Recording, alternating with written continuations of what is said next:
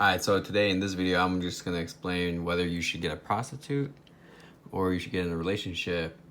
And it all depends on what your goal is. You know, if you're just looking for sex, then the obvious case is to get a prostitute because all you have to do is put a set fixed amount of money in and the output is directly sex. It's the one-to-one relationship.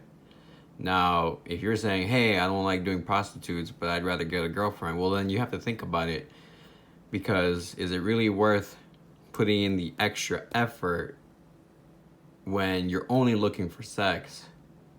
And let me explain that to you, because just like prostitution, in a relationship, in a long-lasting relationship, so to say, there is money being spent, however, indirectly being spent, say for a concert, movie, going out, anything like that, that would then translate into you and your girlfriend or whoever having a good time, you or girlfriend or wife having a good time. And if everything does work out, hey, you might get laid tonight, right? And that is one of the outputs of a relationship. However, there are other outputs such as kids and having good memories and things like that. So if you are looking for a relationship, if you are looking for the whole complete package, then this makes sense. And I'm not saying that you always have to spend money before.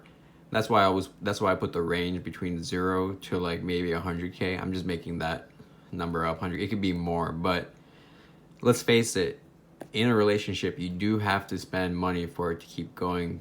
There's no relationship where you're not spending money and it's going on for years. There's obviously being money spent for, say, buying a car, buying a house, going out, doing things. Indirectly, you're spending money. Here, the difference is you're directly spending for that. Now, I did also mention before that, is it really worth it? Well, if you want all of this, then yes, this is worth it. But if you just want sex, then you have to look at it closely, because even though you do spend money, it doesn't necessarily always translate into you having sex.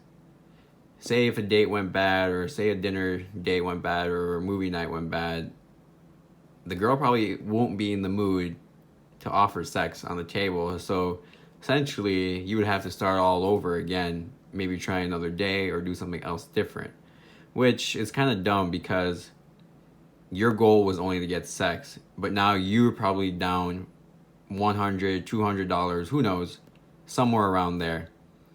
And you could have easily spent that money in here and 100% guaranteed gotten something out of it. So that's kind of like the pros and cons and the similarities and differences between a relationship and prostitution. And I hope this kind of makes it clear on what it is. But yeah, one thing people don't realize, I feel like, is that in a relationship, money is the source of everything. I know it sounds kind of messed up and totally, it doesn't sound right, but think about it. No relationship really lasts that long. You could make the argument, what if I go out and I hook up with a girl and it's mutual that we don't want to be in a relationship and we don't see each other again?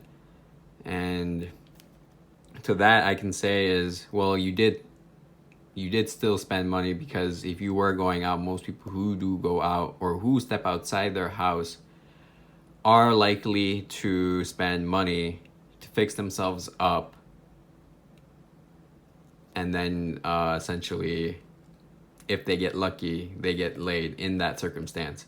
Where people here, if you're just looking to prostitute, you don't necessarily have to look your best or spend money. You just literally spend the amount that you're willing, or that the worker is looking for, and you get it right away.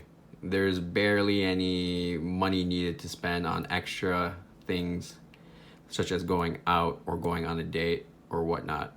So that's also something to take into consideration. Also, perk is with this, is that you get sex now, and this, you don't really quite get a time, you don't really get an idea always when you might be getting it, especially in the beginning of a relationship. Maybe as your relationship progresses, you don't need to spend as much. Maybe you get better at spending less, knowing how to have a good time and still getting sex.